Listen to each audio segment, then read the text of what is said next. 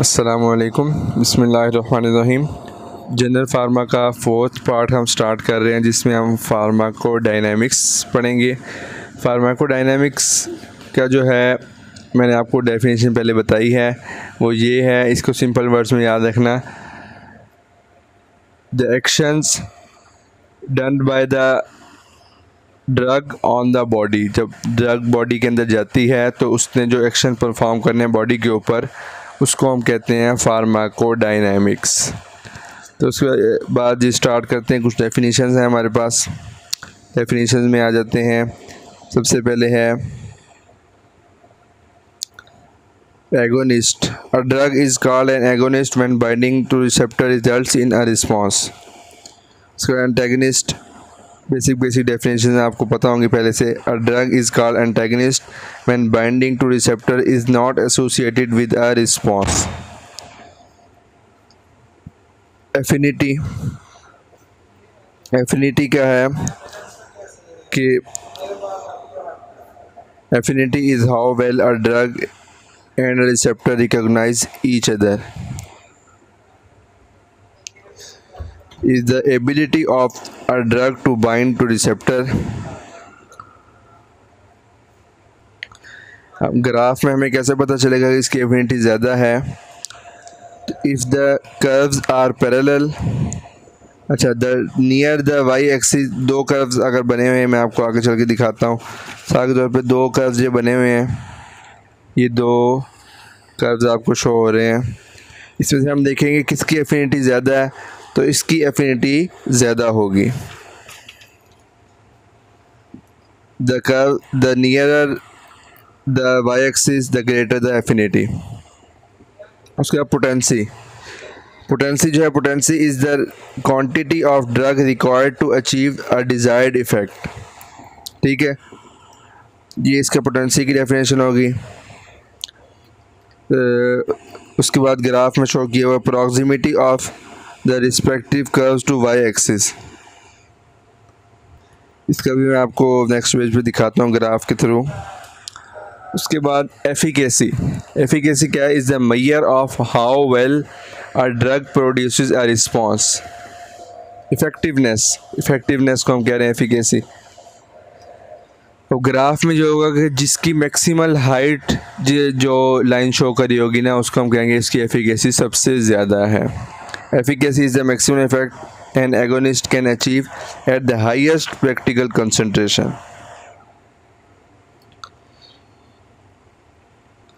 ये किस कर्व्स के थ्रू, ग्राफ्स के थ्रू हमें पता चलेगा? वो है ग्रेडेड डोज रिस्पॉन्स कर्व्स। ये क्या होते हैं? प्लॉट्स ऑफ डोज और लॉग डोज। यहाँ पे इस तरह हम प्लॉट ग्राफ बनाते हैं। इधर आ गई डोज या लॉग डोज। उसके बाद versus response for drugs agonist that activate receptors and reveal information about in affinity, potency and efficacy of these agonist. ये ग्रेडेड डोज रिस्पॉन्स कर्व्स हैं। आगे हम एक और डोज रिस्पॉन्स कर्व्स पढ़ेंगे, तो इसलिए आप ये ज़हन में रखें कि इससे हमने क्या क्या चीज़ें फाइंड हो रही हैं, पोटेंसी, एफिनिटी और एफिकेसी। या ये डोज रिस्पॉन्स कर्व पे डीआर कर्व जिसको कहते हैं। इधर आ गया रिस्पॉन्स एक्स वाई एक्सिस पर, एक्स एक्सिस पे आ गया लॉग डोज ऑफ ड्रग। अब यहाँ पे ये देखें, दो ग्राफ हमें पैरेलल शो हो रहे हैं, सॉरी दो लाइंस हमें पैरेलल शो हो रही हैं। जब भी हमें दो लाइंस पैरेलल शो हो रही होंगी, जैसे ए एंड बी, तो इसका मतलब होगा कि ये दोनों ड्रग्स जो हैं सेम रिसेप्टर पर एक्ट कर रही हैं। अब यहाँ पे देखें एक्स और वाई, ये दो लाइंस जो हैं पैरेलल नहीं है। इसका मतलब है कि सेम रिसेप्टर नहीं है, ये डिफरेंट रिसेप्टर्स पर एक्ट कर रही हैं।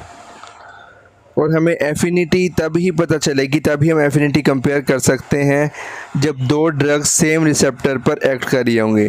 जब दो ड्रग्स सेम रिसेप्टर पर एक्ट कर रही होंगी तब हमें पता चलेगा किसकी एफिनिटी उस रिसेप्टर के साथ ज़्यादा है। जब दो ड्रग्स दो डिफरेंट रिसेप्टर से एक्ट करी हैं, उससे हमें पता नहीं चलेगा एफिनिटी का। तो इसलिए एफिनिटी फाइंड करने के लिए, एफिनिटी देखने के लिए हमें ये ज़रूरी है हमारे लिए कि ड्रग्स जो हैं वो सेम रिसेप्टर पर एक्ट कर रही हों।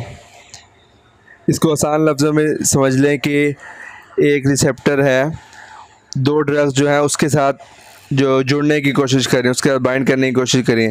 अब जिसकी उसके साथ मोहब्बत ज़्यादा होगी, जिसकी उसके साथ अट्रैक्शन ज़्यादा होगी, वो उसके साथ जल्दी बाइंड कर जाएगा। तो ये है इसका एफिनिटी का कंसेप्ट। उसके बाद देख लेते पोटेंसी। पोटेंसी जो है ना, यहाँ पे ड्रग एक्स जो है इसकी पोटेंसी वाई से ज़्यादा है, ये हमें शो हो रहा है। उसके बाद जो है अगर हम एफिकेसी देखें, ए और बी की एफिकेसी सिमिलर है। डेफिनेशन हमने क्या था, मैक्सिमल इफ़ेक्ट जो है प्रोड्यूस हो रहा है, तो ए से भी उतना इफ़ेक्ट प्रोड्यूस हो रहा है। अगर बी ना हो तो बी हो, ए ना हो तो बी भी उतना इफ़ेक्ट प्रोड्यूस करेगी। तो इसलिए एफिकेसी इन दोनों की सेम है। ड्रग एक्स की एफिकेसी जो है वो वाई से ज़्यादा है। होप सो आपको ये कंसेप्ट जो है, छोटे छोटे कंसेप्ट समझ आ गए होंगे, ये आगे बहुत काम आते हैं आपके। इसके बाद नेक्स्ट जो कंसेप्ट है वो है full and partial agonist. Full agonist produce a maximal response. Full और पार्शियल एगोनिस्ट जो है ना, ये दोनों एक ही रिसेप्टर पे एक्ट करते हैं। तो उसका आगे हम देख लेते हैं इफेक्ट किस तरह आता है। फुल एगोनिस्ट जो है मैक्सिमल रिस्पॉन्स प्रोड्यूस कर, that is they have maximal efficacy. Partial agonists are less effective, that is they are incapable of eliciting a maximal response। नीचे फिगर दी हुई है, यहाँ पे देखें कि A जो है ये एक पार्शियल एगोनिस्ट है, और जो B जो है फुल एगोनिस्ट है, और C जो है ये भी पार्शियल एगोनिस्ट है। क्योंकि इसे पता चल रहा है कि फुल एगोनिस्ट का जो इतना रिस्पॉन्स शो हो रहा है, पार्शियल एगोनिस्ट जितना भी जोर लगा लें फुल एगोनिस्ट के रिस्पॉन्स तक नहीं पहुंच सकते। अब इस ग्राफ से हमें क्या पता चल रहा है कि ड्रग ए जो है, drug A is more potent than drug C, और ड्रग बी जो है is more potent than drug C. लेकिन हम ड्रग ए और ड्रग बी को का कंपैरिजन नहीं कर सकते, क्योंकि ड्रग बी जो है फुल एगोनिस्ट है और ड्रग ए जो है ये पार्शियल एगोनिस्ट है। तो ये हो गया इसका फुल और पार्शियल एगोनिस्ट का कंसेप्ट। तो पार्शियल एगोनिस्ट जो है ना वो दोगले किस्म के हैं, दो तरह से काम कर रहे होते हैं।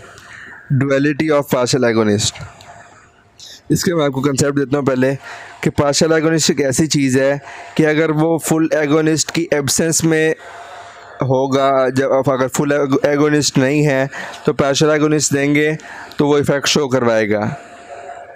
लेकिन अगर फुल एगोनिस्ट अपना इफ़ेक्ट शो कर रहा है, उसकी प्रेजेंस में पार्शियल एगोनिस्ट दे देंगे तो पार्शियल एगोनिस्ट एंटागनिस्ट का काम करते हुए उसका इफ़ेक्ट जो है कम करवा देगा। वो किस तरह कि पार्शियल एगोनिस्ट और फुल एगोनिस्ट ने सेम रिसेप्टर पर बाइंड करना होता है। जब फुल एगोनिस्ट एक रिसेप्टर पर बाइंड करके अपना मैक्सिमल इफेक्ट शो कर रहा है, उसी वक्त पार्शियल एगोनिस्ट आ गया। पार्शियल एगोनिस्ट ने आके फॉर एग्जांपल 10 रिसेप्टर्स हैं हमारे पास, 10 रिसेप्टर्स पे पहले फुल एगोनिस्ट 10 रिसेप्टर पे फुल एगोनिस्ट लग के जो है ना अपना इफेक्ट शो करवा रहा है। अब जो पार्शियल एगोनिस्ट आया उसने कहा कि मुझे भी जगह दो, उसने 3-4 रिसेप्टर्स ना फुल एगोनिस्ट से खींच लिए, और उसके बाद उसके ऊपर जो है वो खुद लग गया उन रिसेप्टर्स पे। अब उन रिसेप्टर्स पे जब वो अपना इफेक्ट शो करेगा, उसके पास मैक्सिमम इफेक्ट तो शो कर नहीं सकता जितना फुल एगोनिस्ट कर रहा है। इसलिए अगर पहले फॉर एग्जांपल फुल एगोनिस्ट का इफेक्ट इतना शो हो रहा था, जब पार्शियल एगोनिस्ट ने उसके साथ आके उसकी हेल्प करने की कोशिश की तो टोटल इफेक्ट जो है वो बाद में इतना बन गया, कम हो गया। तो इस केस में हमें अपेरेंटली ये शो हो रहा है कि एंटागनिस्ट के तौर पे एक्ट कर रहा है। इसी को इन्होंने यहाँ भी ग्राफ से बनाया हुआ है। Dose of full agonist, full agonist जो है यहाँ तक एक्शन शो कर रहा था, तो उसके बाद जो है हमने उसको पार्शियल एगोनिस्ट भी दिया तो इसका इफ़ेक्ट जो है कम हो गया। पार्शियल एगोनिस्ट अगर अकेला दिया तो वो इतना इफ़ेक्ट शो कर रहा था, इतना परफॉर्मेंस थी, और फुल एगोनिस्ट की इतनी थी। तो इसलिए पार्शियल एगोनिस्ट ने उसके साथ मिल के ऐसा काम किया कि जिसकी वजह से हमें फील होता है कि ये एंटागनिस्ट के तौर पे काम कर रहा है। तो ये सारा पढ़ेंगे तो आपको यही स्टोरी मिलेगी जो मैंने आपको बता दी है। इसके बाद नेक्स्ट है antagonism and potentiation. Graded dose response curves also provide information about antagonist. इसकी पहले मैं आपको डेफिनेशंस दिखा देता हूँ, फिर उसके बाद इस ग्राफ पे आएंगे तो ज़्यादा अच्छी तरह समझ आएगी। ये आते हैं एंटागनिज्म की टाइप्स हैं, क्लासिफिकेशन। ये भी इम्पोर्टेंट क्वेश्चन है पास्ट पेपर्स के हवाले से, एनुअल के हवाले से आपके पास। फार्माकोलॉजिक एंटागनिज्म, इसमें क्या होगा, सेम रिसेप्टर होगा। दो ड्रग्स जो हैं, टू ड्रग्स सेम रिसेप्टर पर बाइंड करने के लिए एक दूसरे के साथ कंपटीशन कर रही हैं। Competitive antagonists cause parallel shift to the right in dose response curve for agonist।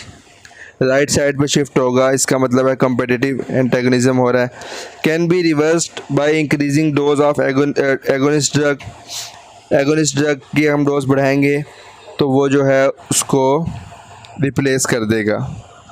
मिसाल के तौर पे एक एगोनिस्ट काम कर रहा है, उसके 10 मॉलिक्यूल्स हैं, 10 मॉलिक्यूल रिसेप्टर पे बाइंड कर रहे हैं। हमने जो है 10 मॉलिक्यूल्स फॉर एग्जांपल 20 मॉलिक्यूल्स दे दिए एंटागनिस्ट के। एंटागनिस्ट की क्वांटिटी ज़्यादा हो गई, उसने जो है वो एगोनिस्ट को धक्के दे के रिसेप्टर से हटा दिया और ख़ुद वहाँ पे बाइंड हो गया। अब क्या होगा कि हम जो है एगोनिस्ट के मॉलिक्यूल्स बढ़ा देंगे, हम एगोनिस्ट के 30 मॉलिक्यूल्स ले आते हैं। तो एगोनिस्ट के 30 मॉलिक्यूल जब उसकी कंसंट्रेशन ज़्यादा होगी तो वो पावर लगा के एंटागनिस्ट को रिसेप्टर से रिमूव करेंगे और जो है वो खुद बाइंड हो जाएंगे। सेम रिसेप्टर है, दो ड्रग्स बाइंड कर रही हैं, एक एगोनिस्ट है दूसरा एंटागनिस्ट। इस केस में हम कह रहे हैं कॉम्पिटिटिव एंटागनिस्ट, और इसको रिवर्स कर सकते हैं एगोनिस्ट की डोज बढ़ा के। Appear to decrease the potency of agonist. उसका नॉन कम्पिटिटिव एंटागनिस्ट जो है ना वो ये है, cause non parallel shift to the right. ये पैरेलल शिफ्ट कर रहे हैं राइट पे और ये non parallel shift to the right. Can be only partially reversed by increasing the dose of agonist. ये पार्शली रिवर्स कर सकते हैं। इसका ये बताऊँ किस तरह बाइंड करते हैं। ये बाइंड कर दिए इन्होंने, पक्के बाइंड कर लिए, कोवलेंटली बाउंड हो गए, कोवलेंट बॉन्ड बना के इन्होंने रिसेप्टर के साथ बाइंड कर लिया। अब जो है एगोनिस्ट की क्वांटिटी बढ़ाते भी जाएंगे तो उसको कोई ख़ास फ़र्क नहीं पड़ेगा, थोड़ा बहुत हल्का फुल्का फ़र्क पड़ेगा। तो इसलिए जो है नॉन कम्पिटिटिव, इसके नॉन कम्पिटिटिव याद रखें, कोई मुकाबला नहीं हो रहा। कम्पिटिटिव इधर मुकाबला हो रहा है, इधर कोई मुकाबला नहीं हो रहा। Appear to decrease the efficacy of the agonist. हमें ऐसा लगता है कि एगोनिस्ट की एफिकेसी कम हो गई है। अब आ जाएं ग्राफ पे। ग्राफ में ये देखें एंटागनिज्म शो हो रहा है, इसके बाद जो है ना ये कंट्रोल है, कंट्रोल वाला शो हो रहा है। कम्पिटिटिव एंटागनिस्ट आया तो ये राइट साइड पे शिफ्ट किया है, पोटेंसी कम हो गई, डिक्रीज पोटेंसी हमें ऐसा फील होता है कि पोटेंसी एगोनिस्ट की कम हो गई है। हम पोटेंसी बढ़ाते हैं तो वो इफेक्ट रिवर्स हो जाता है। अब नॉन कम्पिटिटिव जब आया उसने क्या किया कि रिसेप्टर से पक्का बाइंड हो गया, तो उसके बाद जो हमें ग्राफ शो हो रहा है वो इस तरह। इसका मतलब हमें ऐसा लग रहा है कि एफिकेसी जो हमारा एगोनिस्ट है उसकी एफिकेसी कम हो गई है। नेक्स्ट आ जाए फिजियोलॉजिक एंटागनिज्म। इसमें क्या है कि 2 ड्रग्स हैं और 2 ही रिसेप्टर्स हैं। हर ड्रग ने अपने अलग रिसेप्टर पे बाइंड करना है। एक एगोनिस्ट जो है वो अपने रिसेप्टर पे बाइंड किया हुआ है और एंटागनिस्ट ने अपने अलग रिसेप्टर पे बाइंड किया हुआ है। लेकिन उनसे जो इफ़ेक्ट्स आ रहे हैं, एगोनिस्ट जो इफ़ेक्ट प्रोड्यूस कर रहा था, एंटागनिस्ट ऐसा इफ़ेक्ट प्रोड्यूस करेगा जो उसके अपोजिट होगा, तो उसको इस तरह वो रोकेगा। 2 agonist with opposing action antagonise each other. इसकी एग्जांपल देख लें, a vasoconstrictor and a vasodilator. दो डिफरेंट रिसेप्टर्स पे बाइंड कर रहे हैं। ये क्या कर रहा है, वेजोकंस्ट्रिक्शन करवा रहा है। इस एग्जांपल फिनाइलेफ्रीन, और ये वेजोडाइलेशन डायलेटर है नाइट्रोग्लिसरीन, ये वेजोडाइलेशन करवा रहा है, इसको इसके इफेक्ट को अपोज कर रहा है।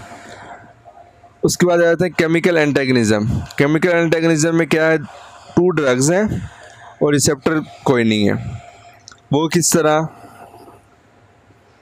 वो इस तरह के formation of a complex between affected drug and another compound. एक ड्रग है, हम उसको कह देते हैं एगोनिस्ट, हमने दिया, वो उसने जाकर रिसेप्टर पे बाइंड करने के लिए बाइंड करने के बाद इफेक्ट शो करना है। अब क्या हुआ कि हमने साथ ही एक और कंपाउंड दे दिया, या बॉडी के अंदर एक और कंपाउंड कहीं से आ गया, उसने उसके रिसेप्टर पे बाइंड होने से पहले ही उस जो है ना एगोनिस्ट के साथ बाइंड हो गया, और उसका जो है ना रिसेप्टर पे बाइंड होने से रोक दिया कि भाई तो उस पर बाइंड ही ना हो, ना जो उस पर बाइंड होगा रिसेप्टर पे और ना ही इफेक्ट प्रोड्यूस होगा। यह है chemical antagonism. Example, protamine binds to heparin to reverse its actions. Protamine जो है हम एंटीडोट के तौर पे देते हैं हेपरिन की ओवरडोज में।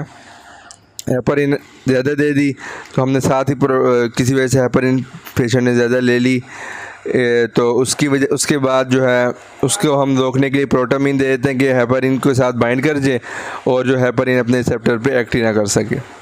इसके बाद है next, potentiation. Cause a parallel shift to the left to DR curve appear to increase the potency of agonist. एक एगोनिस्ट दिया हमने, साथ उसके एक और ड्रग भी ऐसी दे दी जो उसके इफ़ेक्ट्स को जो है ना बढ़ा रही है, एगोनिस्ट के इफ़ेक्ट को बढ़ा रही है, उसकी मतलब पोटेंशिएशन करवा रही है। तो उसमें जो है parallel shift to the left होगा। यहाँ पे ये आपको शो हो रहा है, ये कंट्रोल था हमारे पास, कंट्रोल से लेफ़्ट की तरफ आया। अब इसमें एग्जांपल देख लें, गाबा और बेंजोडाइज़ेपिन्स, ये दोनों मिल के इफ़ेक्ट करती हैं, जो इस तरह जो इफ़ेक्ट जो है इसके बाद हमारे पास बढ़ जाता है, जिसको हम कह रहे हैं पोटेंशिएशन। होप सो आपको ये समझ आ गई होगी। नेक्स्ट हमारे पास है क्वांटल या कम्युलेटिव डोज रिस्पॉन्स कर्व्स। ये है ना quantal cumulative dose response curves. इसमें ये होता है कि हम पॉपुलेशन का एस्टिमेट लगाते हैं कि कितने % पॉपुलेशन जो है वो इस ड्रग का रिस्पॉन्स शो कर रही है।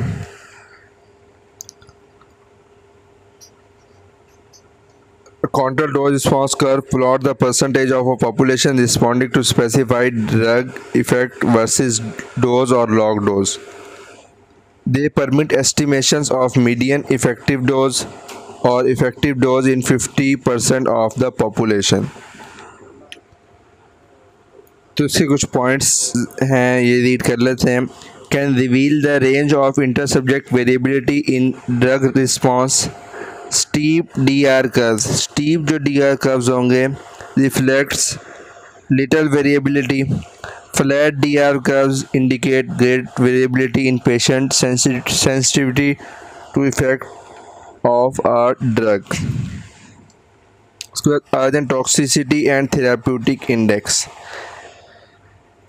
Comparison between ED50 effective dose in 50% of population and TD50 toxic dose in 50% of population values permit evaluation of the relative safety of the drug. Therapeutic index भी कह सकते हैं इसको। As would comparison between ED50 and LD50 if the latter is known.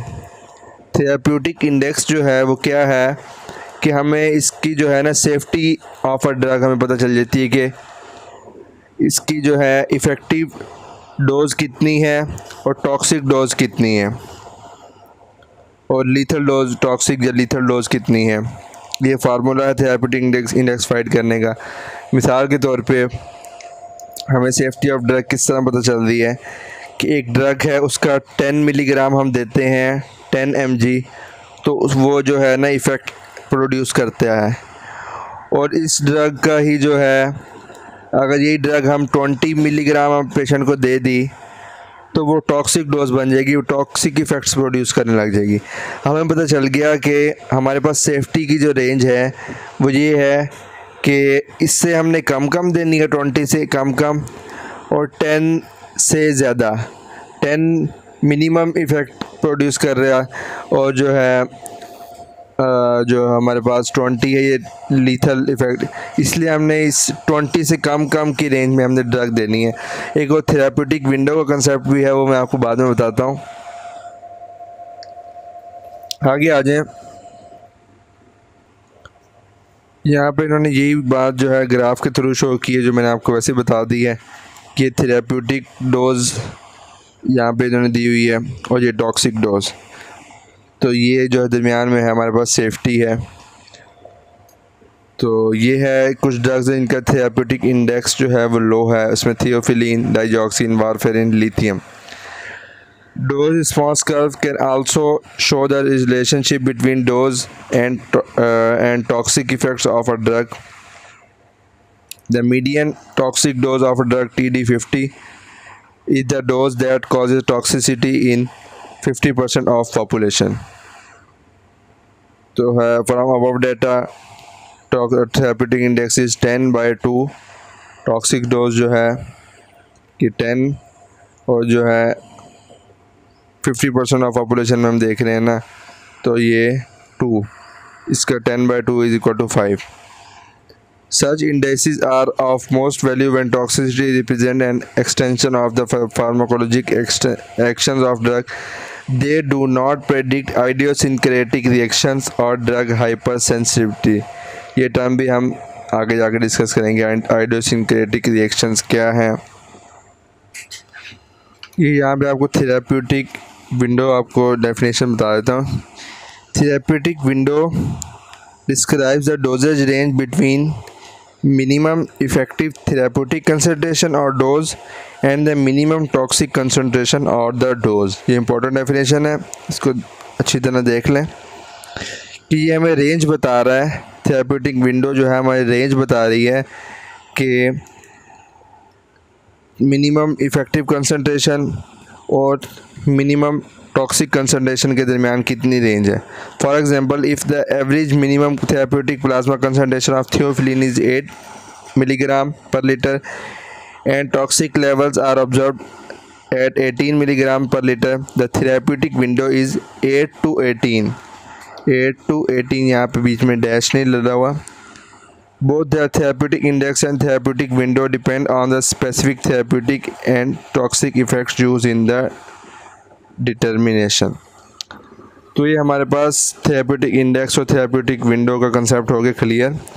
अब next एक important topic है, वो है सिग्नलिंग मैकेनिज़्म। सिग्नलिंग मैकेनिज़म्स क्या हैं कि ड्रग का जो है इफ़ेक्ट, ड्रग जब बॉडी में जाती है कोई भी ड्रग, तो वो अंदर बॉडी में जाके किस तरह अपना एक्शन परफॉर्म करती है, वो सारी चीज़ें हम सिग्नलिंग मैकेनिज़म्स के अंदर डिस्कस करेंगे। इसमें आ जाएं। The binding of an agonist drug to receptors activates an effector और सिग्नलिंग मैकेनिज़्म।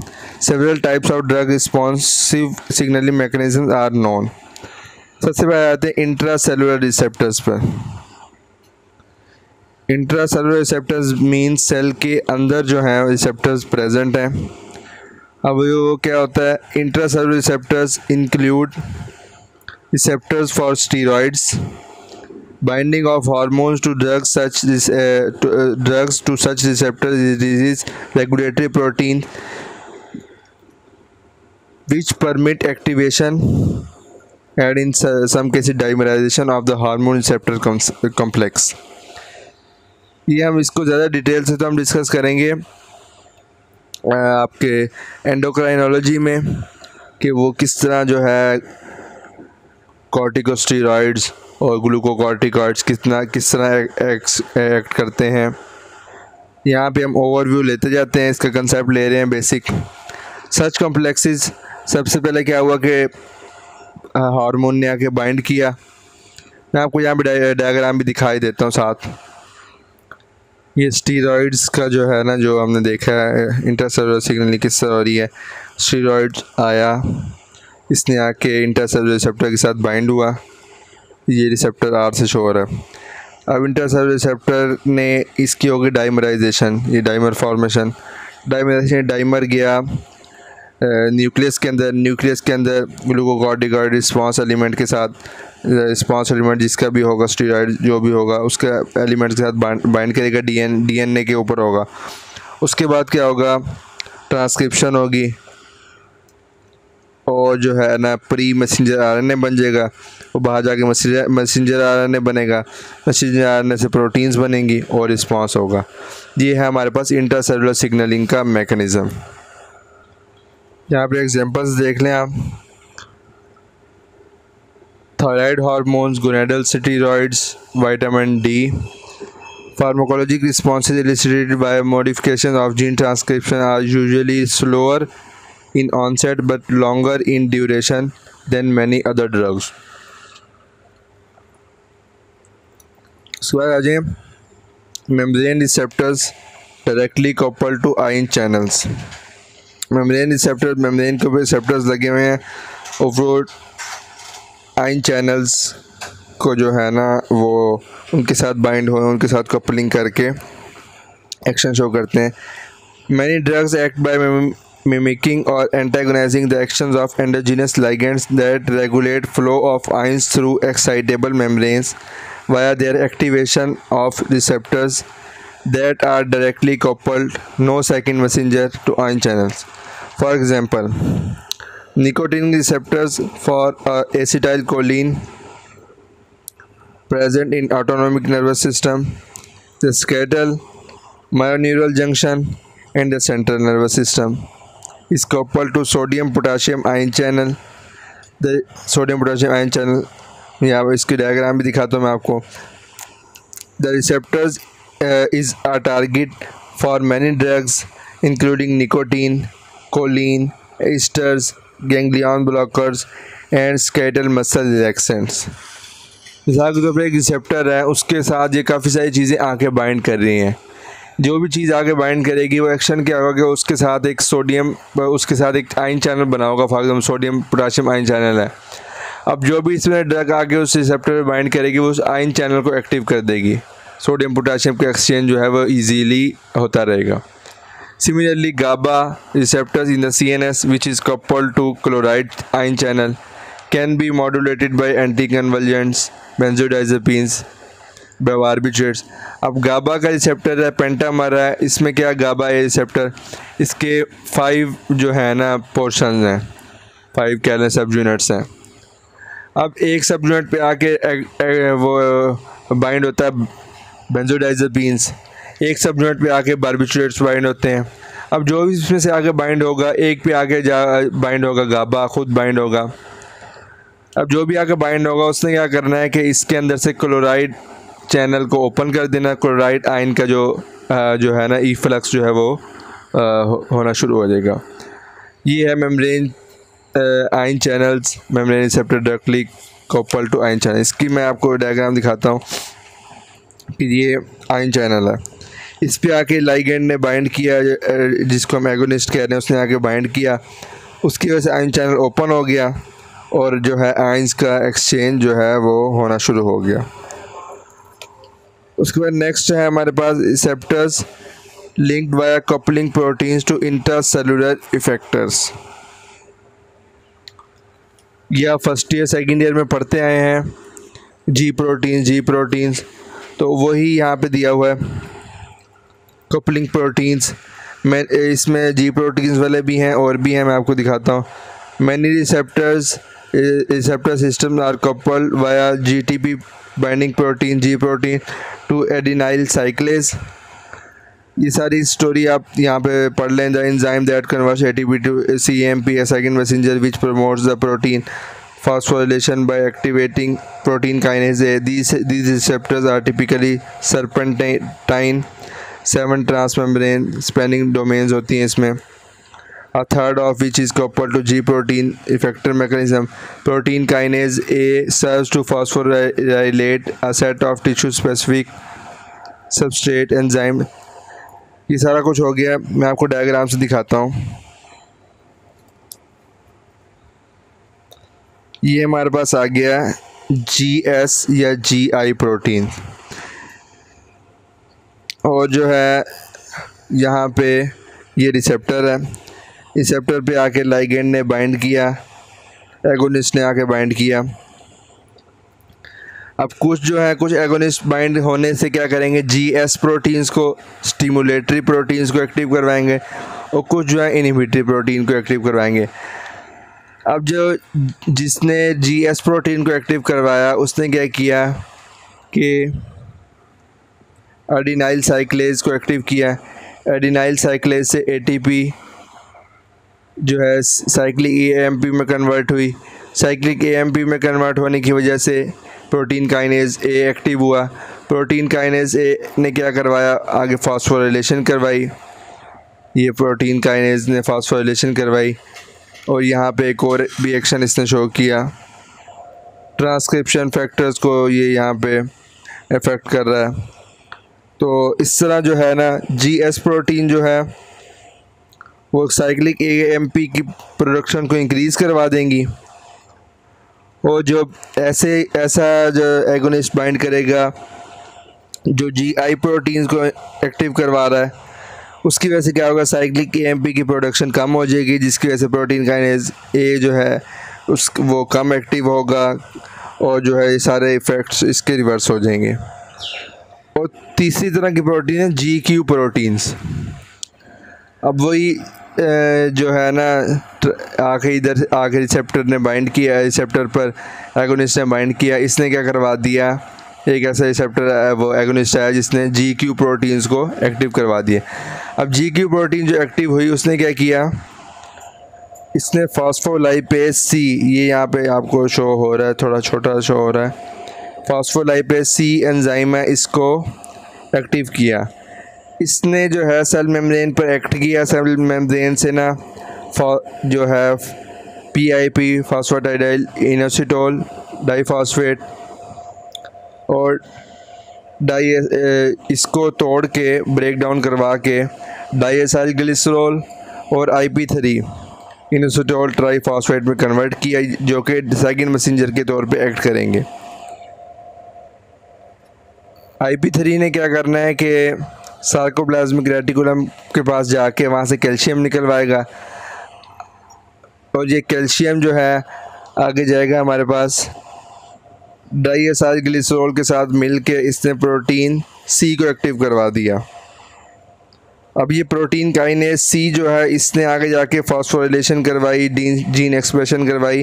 फास्फोराइलेशन उन चीज़ों की करवाई जो प्रोटीन काइनेज A से जो फास्फोराइलेशन जिनकी नहीं हो रही, प्रोटीन काइनेज C ने उनकी फास्फोराइलेशन करवाई।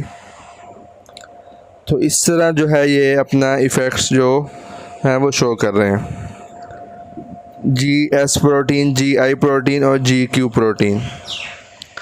अब इसको याद कैसे करेंगे, कौन सा GS है, कौन सा GI और कौन सा GQ के थ्रू एक्ट कर रहा है। अब रूल्स इसमें निमोनिक्स के तौर पे बनाए हुए हैं।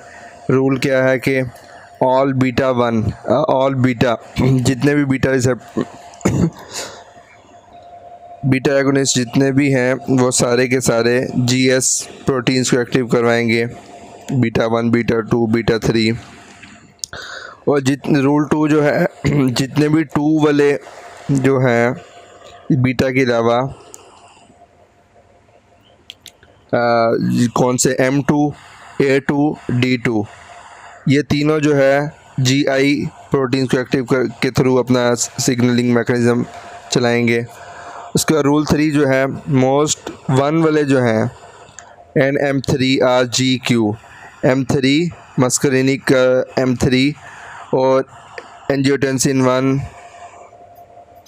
और जो है V1 वेजोप्रेसिन का V1 और हमारे पास हिस्टामीन H1, ये तीनों जो हैं ज़्यादातर जो हैं 1 वाले जितने भी होंगे ज़्यादातर वो GQ के थ्रू अपना मैकेनिज़्म चलाएंगे। उसके बाद जो कुछ चीज़ें अजीब हैं वो क्या करेंगी, D1 ये भी डोपामीन है, ऊपर हमने D2 पढ़ा था, D1, H2 और V2 ये कोई रूल को फॉलो नहीं कर रहे, तो ये हमारे पास GS को एक्टिव करेंगे। तो ये याद करने कुछ है, वरना इस तरह का याद नहीं हो रहा तो आगे हम डिटेल जब लेक्चर पढ़ेंगे, डिटेल जब ANS पढ़ेंगे, CVS पढ़ेंगे तो हमें याद हो जाएगा। उसके बाद आ जाए cyclic GMP and nitric oxide signalling. Cyclic GMP is a second messenger in vascular smooth muscle that facilitates dephosphorylation of myosin light chains, preventing their interaction with actin and thus causing vasodilation. Nitric oxide is synthesized in endothelial cells and diffuses into smooth muscle. ये एक आसान सा concept है, तो इसका जो है ना, इसका अलग से वीडियो बनी हुई है। मैंने नाइट्रिक ऑक्साइड का मैकेनिज्म ऑफ एक्शन बताया हुआ डायग्राम के साथ प्रॉपर, वो आप देख सकते हैं। नाइट्रिक ऑक्साइड एक्टिवेट्स गुआनिलाइल साइक्लेज दस increasing cyclic GMP in smooth muscle. तो मैं आपको साथ यहाँ भी वो डायग्राम शो करवा देता हूँ। ये हमारे पास नाइट्रिक ऑक्साइड, नाइट्रेट्स हमने दिए यहाँ से, ये नाइट्रेट्स नाइट्राइट्स, इन्होंने आके क्या किया, नाइट्रिक ऑक्साइड को रिलीज़ करवाया।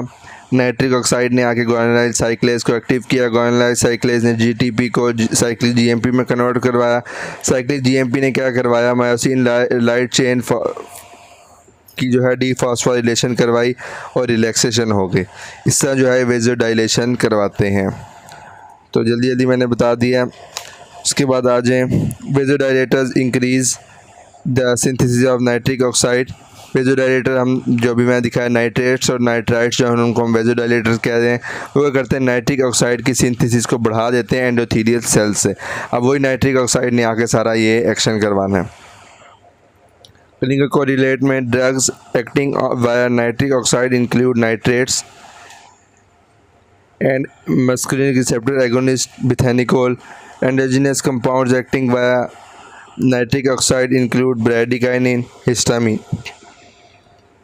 उसके बाद आ जाए receptors that function as enzymes और transporters. There are multiple examples of drug action which depends on enzyme inhibition including inhibitors of acetylcholinesterase, angiotensin converting enzyme, aspartate protease, carbonic anhydrase, cyclooxygenase, dihydrofolate reductase, DNA RNA polymerases, monoamine oxidases, sodium potassium ATPase, neuraminidase and reverse transcriptase. Example of drug action on the transporter system include inhibitors of reuptake of several neurotransmitters including dopamine, GABA, norepinephrine and serotonin. ये ऐसे receptors हैं जो enzymes के तौर पर भी act करते हैं, एंजाइम या ट्रांसपोर्टर्स के तौर पर। इसके बाद next are receptors that function as trans membrane enzymes. इसकी मैं आपको डायग्राम दिखाता हूँ, उसके बाद इसको आगे पढ़ेंगे तो ज़्यादा आसानी से समझ आएगी। ये उन्होंने टायरोसिन काइनेज की यहाँ पे एग्जांपल दी हुई है। अब क्या हुआ कि लाइगेंड ने आके बाइंड किया, उसके बाद जो है ये ट्रांस मेम्ब्रेन रिसेप्टर है, ये मेम्ब्रेन है। हमने पहले स्टीरॉयड वाला देख लिया, स्टीरॉयड मॉलिक्यूल के अंदर आके बाइंड करता है। आयन चैनल भी देख लिया, और जो है अब हम देख रहे हैं टायरोसिन काइनेज और जैक-स्टैट काइनेज, ये इससे मिलता जुलता ही है। अब होता है क्या है कि रिसेप्टर ने आके बाइंड किया, रिसेप्टर एग्जांपल इसमें कौन कौन सी हैं, एग्जांपल पास पेपर में पूछी हुई है, मैकेनिज्म भी इसका पास पेपर्स में आया हुआ है। तो क्या insulin, growth factors and growth factor including epidermal growth factor, platelet derived growth factor. ये क्या करते हैं कि मेम्ब्रेन स्पैनिंग मैक्रोमोलिक्यूल्स हैं ये रिसेप्टर्स, उन पे ये लाइगेंड्स आके बाइंड करते हैं रिकॉग्निशन साइट्स पर। और उसके बाद जो है अंदर टायरोसिन काइनेज वाला सिस्टम जो है एक्टिवेट होता है। अब क्या होता है, binding of ligand causes conformational changes. Conformational changes होती हैं, डाइमराइजेशन भी हो सकती है। मिसाल के तौर पे ये हमारे पास मेम्ब्रेन है, मेम्ब्रेन पे ये रिसेप्टर, दो रिसेप्टर अलग अलग पड़े हैं। जब इस पे आके लाइगेंड ने बाइंड किया तो नेक्स्ट फेज़ में क्या होगा कि रिसेप्टर्स करीब करीब आ जाएंगे और ये आपस में एक दूसरे के साथ मिल जाएंगे। और ये मिल के फिर अपना एक्शन परफॉर्म करेंगे। नीचे अंदर signaling binding of ligand causes conformation change in dimerization so that the tyrosine kinase domains become activated. अंदर टायरोसिन काइनेज डोमेन लगी है वो एक्टिवेट हो जाएगी, जिसकी वजह से क्या होगा, ए कंपाउंड बी में कन्वर्ट हो रहा है। कैसे? Ultimately leading to phosphorylation of tissue specific substrate protein. इसकी एक फास्फोराइलेशन होती है जो बी में कन्वर्ट हो गया, ये टायरोसिन काइनेज की हेल्प से हो रहा है। Guanylyl cyclase associated receptor stimulation of receptor to atrial natriuretic peptide activates guanylyl cyclase and increase cyclic GMP. ये भी इसी के साथ आ जाएगा। तो इसका ऑप्शन आपको समझ आ गया होगा कि इसके ज़्यादा अगर डिटेल में आप जाना चाहते हैं तो आप इसको लिपनकॉर्ट से भी एक दफ़ा रीड कर सकते हैं। मैंने कंसेप्ट लिपनकॉर्ट वाला आपको वैसे ही बता दिया है कि होता है क्या, लाइगेंड ने बाइंड किया, उसके बाद डाइमराइजेशन हुई, उसके बाद फिर प्रॉपर सिग्नल नहीं। उसके बाद आते हैं next, receptor for cytokines. Receptor for cytokines include receptors for erythropoietin, somatotropin and interferon. Their receptors are membrane spanning and on activation can activate a distinctive set of cytoplasmic tyrosine kinases। वही मैंने आपको अभी जो दिखाई diagram इसी तरह की tyrosine kinase से मिलती उसी टाइप की है। जेनूज काइनेजिस इसको कहते हैं जैक्स जैक्स और दूसरे हैं STATs. JAKs phosphorylate signal transducers and activators of transcription STAT molecule. STATs dimerize and then dissociate cross the nuclear membrane and modulate gene transcription. ये आ गया जी जैक स्टैट। जैक जो है इसने एक्टिवेट करवाया स्टैट को और स्टैट ने आगे फास्फोराइलेशन हुई, स्टैट ने आगे जाके न्यूक्लियर मेम्ब्रेन को क्रॉस किया और जो अपना एक्शन जो है न्यूक्लियस में जाके दिखाया। ये नीचे आपको ये शो हो रहा है, इसका स्क्रीनशॉट ले लें तो इसको होप सो आपको ये क्लियर हो गया होगा। इसका स्क्रीनशॉट लेके आप इसको रीड कर सकते हैं, वरना ये मिनी कैटजंग के अंदर भी लिखा हुआ है तो वहाँ से जाके इसको रीड कर लें। एग्जाम्पल दी हुई है, इसको भी देख लें। Imatinib is a specific tyrosine kinase inhibitor while sorafenib is a non specific tyrosine kinase inhibitor. ये हमारा पास जो है फार्माकोडायनेमिक्स का चैप्टर ऑलमोस्ट कंप्लीट हुआ और इसका अब नेक्स्ट पार्ट में हम देख लेंगे कि जो चीज़ें हमने मिनी कैटजंग से करनी है वो कंप्लीट करके फिर हम ये चैप्टर वाइंड अप करते हैं। इसमें कन्फ्यूजन है, कोई गलती है तो आप नीचे करेक्शन भी कर सकते हैं, कन्फ्यूजन है तो नीचे पूछ सकते हैं। Thanks for watching.